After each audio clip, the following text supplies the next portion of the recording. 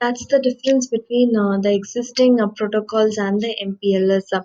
And even this basic concept of VPN is similar to that of the ones with the same frame relay separation of different user traffic. But the terminology VPN comes over here. So this is an example of the MPLS VPN connection model. So in the infrastructure level, we have VPN. In the whole scenario, there are two VPNs, VPN A and VPN B, and the networks are being categorized under these two VPN types. And the packet transmission will happen from the end, and it reaches the underlying network is an MPLS based network. So the packet initially reaches the MPLS edge, then it goes to the MPLS core. That contains the ideology is with the help of L2 switching. The packet transmission happens so that the faster transmission rate is achieved, and then finally it goes to the other end and reaches the appropriate VPNs. So these are the given example VPN addresses. So in this MPLS VPNs example, the MPLS architecture or the infrastructure or the devices of MPLS, which are the LSR labels, which routers, they maintain a separate table called as the LFIB, and in that table, the packet will be termed with the help of labels. It will be attached a value called as a label value. So the in the LFIB there will be details about the incoming and the outgoing interfaces and the label values.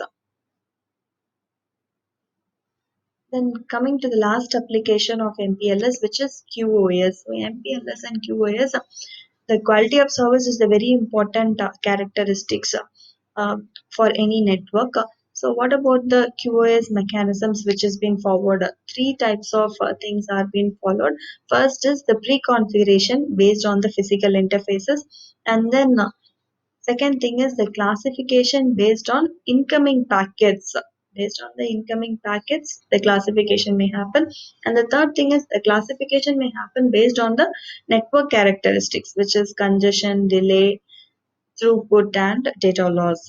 So these are the major QoS mechanisms to be taken care of.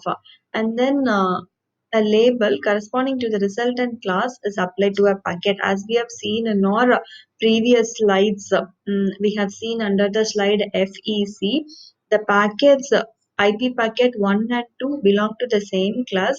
So that's why they both have been given the similar labels at every hop till it reaches the destination. So that is the labeled packets, the uniqueness in case of MPLS, which is following QoS value. And then even MPLS enables some logic to find or to identify how the packet should be scheduled.